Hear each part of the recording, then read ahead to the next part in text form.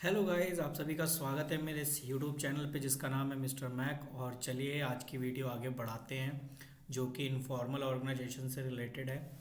तो जिसने भी अभी इससे पहले की बिजनेस स्टडीज़ की वीडियोस नहीं देखी है तो प्लीज़ आप पहले उसको वीडियोस को देखिए और उसके बाद ही जो है ना आपको ये पॉइंट समझ में आया, क्योंकि मैंने इससे पहले की बहुत सी चीज़ें समझा दी हैं।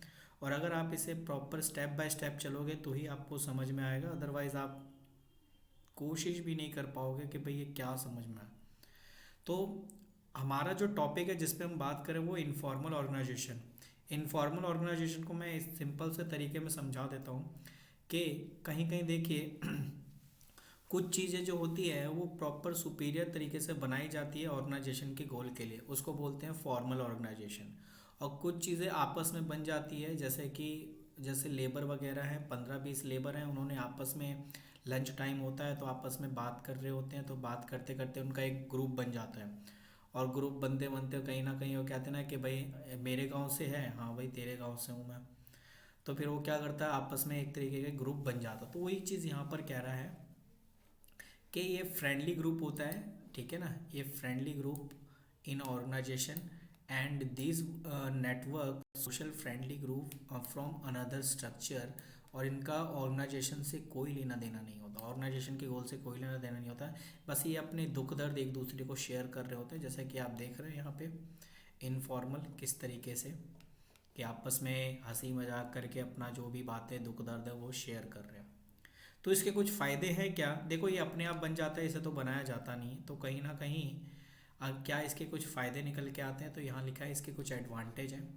आपकी कम्युनिकेशन फास्ट कम्युनिकेशन हो जाती है, क्योंकि कहीं ना कहीं फॉर्मल कम्युनिकेशन में आपने पढ़ा था स्केलर चेन, नहीं पढ़ा तो आप प्रीवियस वीडियो में देख सकते हैं मैनेजमेंट के प्रिंसिपल में।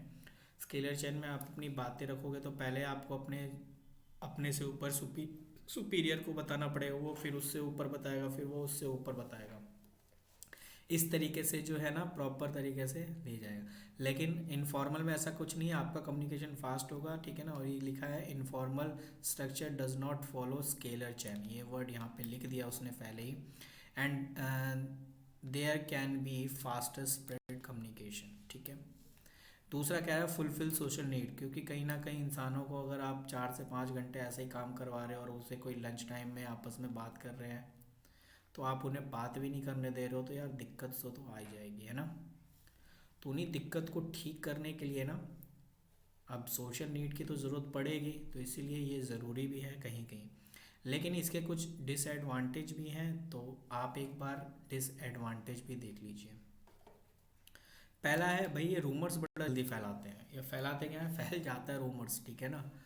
एंड नो सिस्टमेटिक वर्क, और कोई सिस्टमेटिक वर्क नहीं रहता। मैं ये दो दो पॉइंट क्यों कह रहा हूँ, क्योंकि पेपर में 2 पॉइंट से ज़्यादा पूछता ही नहीं है, ठीक है ना। तो इसलिए आप 2 पॉइंट ही याद रखो, बहुत है। पूछ भी ले तो ठीक है, नहीं पूछे तो भाई बढ़िया है, लेकिन हमें पता तो है ना फॉर्मल और इनफॉर्मल। तो आप इनके डिफरेंस एक बार चेक कर लीजिए, फॉर्मल और इनफॉर्मल के बीच क्या डिफरेंस है, ताकि आपको प्रॉपर तरीके से पर्पस की बात करें, 3 से 4 पॉइंट्स हैं, आपको प्रॉपर क्लियर हो जाएगा मैं क्या कहना चाहता हूँ, ठीक है ना। तो एक बार इसका डिफरेंस भी देख लेना, जैसे इसमें लिखा है formal organisational structure is form deliberated plan manner, properly plan के थ्रू बनाया जाता है फॉर्मल। और informal organisation structure get created spontaneously without any planning, अपने आप ही बन जाता है। आप इसका एक बार पढ़ लेना यार, 3 से 4 पॉइंट्स पढ़ने हैं, उसके ज़्यादा नहीं पढ़ने हैं आपने, ठीक है। तो ये पॉइंट्स आपका क्लियर हुआ। अगले पॉइंट्स में बात करते हैं डेलीगेशन एंड अथॉरिटी। ये वेरी इंपॉर्टेंट है आपके एग्ज़ाम के पॉइंट ऑफ व्यू से, डेलीगेशन एंड अथॉरिटी के बारे में। तो एक बार इसको भी थोड़ा चेक कर लेते हैं कि डेलीगेशन एंड अथॉरिटी होती क्या है, थोड़ा सा आप इस चीज़ को देखिए। देखिए इसमें डेलीगेशन अथॉरिटी का कह रहा है कि every organization manager are assign lot of work and manager alone can not be perform all the work. ये बात बिल्कुल सही है कि देखो एक मैनेजर जो है ना उसको बहुत से काम सौंप दिए जाते हैं, और मैनेजर जो है उस काम को अकेले तो कभी नहीं कर पाएगा, ना कर पाया, ठीक है ना।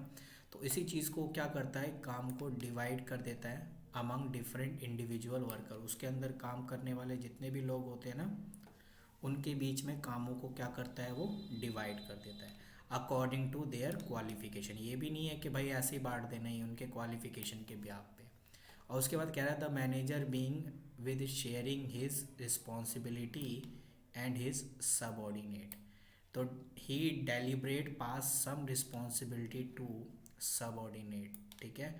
After passing responsibility manager some his authority. बिल्कुल, अगर आप किसी को कोई काम सौंप रहे हो तो उसके रिगार्डिंग आप उसको कुछ अथॉरिटी, कुछ पावर भी दोगे ताकि वो जो है उस काम को कर सके। और ये बात यहाँ पे लिखी हुई है कि अगर आप मुझे कोई काम दे रहे हो तो आपको ये भी रिस्पॉन्सिबिलिटी, अगर आप मैं रिस्पॉन्सिबिलिटी हो रहा हूँ तो आप मेरे को कुछ अथॉरिटी दो, कुछ पावर दो ताकि मैं उसे काम करवा सकूँ, ठीक है।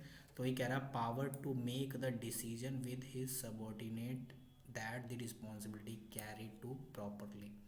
क्योंकि अगर आप मुझे कुछ पावर दोगे नहीं तो भाई काम तो होने से रहा, ठीक है ना। और फिर टाइम होगा तो आप, इसलिए अगर मैनेजर अपने सबऑर्डिनेट को कोई काम देता है कि भाई आपको ये काम करना है, मैनेजर का काम होगा बस उस पर साइन कर देना, ठीक है ना। तो अगर वो अपने सबऑर्डिनेट को कोई रिस्पॉन्सिबिलिटी देता है तो उसको कुछ अथॉरिटी भी देगा ताकि उसको काम करवा सके, जिसको हम पावर बोलते हैं। इसी को कहते हैं डेलीगेशन ऑफ अथॉरिटी, ठीक है।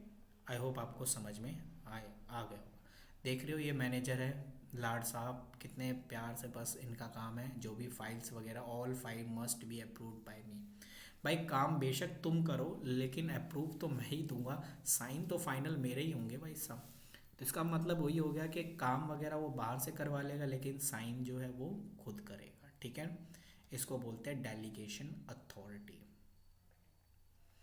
ओके, तो पहला क्या है, इसमें तीन एलिमेंट्स होते हैं, आप इन तीनों को ध्यान से सुनिए कि डेलीगेशंस के तीन प्रोसेस कह लो या एलिमेंट होता है। पहला रिस्पॉन्सिबिलिटी देना और उसके रिगार्डिंग अथॉरिटी, कुछ पावर देना, और देन उसके रिगार्डिंग अकाउंटेबिलिटी यानी जवाबदेही, ठीक है ना। बिल्कुल, जवाबदेही नहीं बनोगे तो फिर कैसे काम चलेगा। जैसे to make sure that the employee और subordinate perform their responsibility in their expected manner.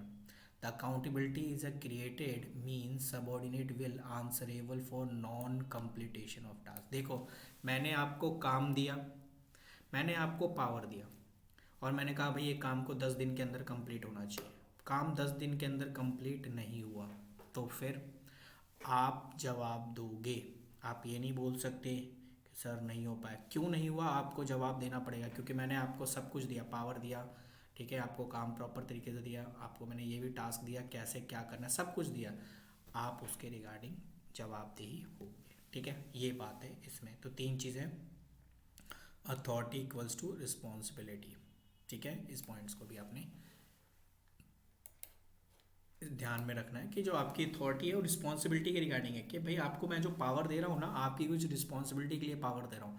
ऐसे नहीं पावर दे रहा कि भाई सबसे सर बुलवा रहे हो और मेरे को तो मैनेजर ने काम दिया अब मैं बड़ा आदमी हो गया। नहीं बेटा, तुम्हें कुछ पावर दिया तो उसका कुछ काम के लिए दिया, ठीक है। तो इतनी बात आपको समझ में आ गई होगी जो मैंने आपको बताया। दूसरा आप देखिए, ये लिखा है रिस्पॉन्सिबिलिटी एंड अकाउंटेबिलिटी में बीच में डिफरेंस मैंने आपको बता दिया है कि अकाउंटेबिलिटी का हिंदी होता है जवाबदेही और रिस्पॉन्सिबिलिटी का काम होता है आपको जो भी काम दिया उसके रिगार्डिंग आपने क्या आपकी रिस्पॉन्सिबिलिटी है। अथॉरिटी एंड रिस्पॉन्सिबिलिटी दोनों साथ साथ चलते हैं कि अगर आप किसी को कोई रिस्पॉन्सिबिलिटी, कोई टास्क देते हो तो उसके रिगार्डिंग आपको अथॉरिटी भी देनी पड़ेगी, ठीक है। ओके, तो अब है कि इम्पोर्टेंस क्या है, डेलीगेशंस के क्या इम्पोर्टेंस है। तो डेलीगेशन के इम्पोर्टेंस आप देख लीजिए और मेरे ख्याल से इम्पोर्टेंस में पहला है इफ़ेक्टिव मैनेजमेंट। आपका मैनेजमेंट जो है वो बहुत ही ज़्यादा इफ़ेक्टिव हो जाता है क्योंकि आप काम को बांट देते हो अच्छे तरीके से और एम्प्लॉय को अगर आप कोई काम दे रहे हो, उसको रिस्पॉन्सिबिलिटी दे रहे हो तो उसके अंदर कहीं ना कहीं डेवलपमेंट होगा ही होगा। मोटिवेशन हो जाता है एम्प्लॉय को कि सर ने मेरे को ही काम दिया है, इसका मतलब मैं अच्छा हूँ काम करने में, है ना। उसके बाद फैसिलिटेट ऑर्गेनाइजेशन ग्रोथ, कि कहीं ना कहीं ऑर्गेनाइजेशन के गोल पे काम कर रहे हैं सारे मिलकर। बेटर कोऑर्डिनेशन भी ज़रूरी है तो ओबियसली बेटर कोऑर्डिनेशन भी चाहिए, इतना काफ़ी है, इससे ज़्यादा पढ़ने की ज़रूरत नहीं है, बहुत है। अब सेंट्रलाइजेशन एंड डिसेंट्रलाइजेशन का काम क्या होता है, देखो सेंट्रलाइजेशन यहाँ वर्ड लिखा हुआ है, देखिए centralization refer to concentration of power और अथॉरिटी इन फ्यू हैंड। जैसे टॉप लेवल, यानी जो भी काम करना, जो भी डिसीजन लेना है, जिसके रिगार्डिंग जो भी काम है वो सारे टॉप लेवल वाले करेंगे, ठीक है ना। और डिसेंट्रलाइजेशन का मतलब होता है कि काम को distribution of authority at every level of management. हमने 3 लेवल पढ़े थे ना, कि सबसे पहले टॉप, फिर उसके बाद मिडल, देन लोअर। तीनों लेवल पे काम को डिस्ट्रीब्यूट कर देना और उसके रिगार्डिंग उनको पावर दे देना कि आपका काम, यानी वही हो गया रिस्पॉन्सिबिलिटी एंड अथॉरिटी, डेलीगेशन वाला पॉइंट है ना। तो इसी में ही है। तो डिसेंट्रलाइजेशन का मतलब है पावर को बांट देना अपने से ऊपर नीचे, ठीक है ना। और सेंट्रलाइजेशन का मतलब है जो भी डिसीजन वगैरह लिए जाएंगे वो टॉप लेवल वाले ही लोग लेंगे, उसके अलावा नहीं ले सकते। तो क्या इसमें ज़रूरी है, देखिए कुछ कुछ जगह डिसेंट्रलाइजेशन चल जाता है और कुछ कुछ जगह सेंट्रलाइजेशन चलता है। जैसे देखिए डायरेक्टर है, डायरेक्टर ने प्रोडक्शन हेड बनाया जो कि प्रोडक्शन से रिलेटेड काम करेगा, प्रोडक्शन मैनेजर, फिर प्रोडक्शन मैनेजर के नीचे सुपरवाइज़र, उसको भी कुछ काम दिए गए हैं करने को, फोरमैन्स को भी दिए गए और मशीन ऑपरेटर।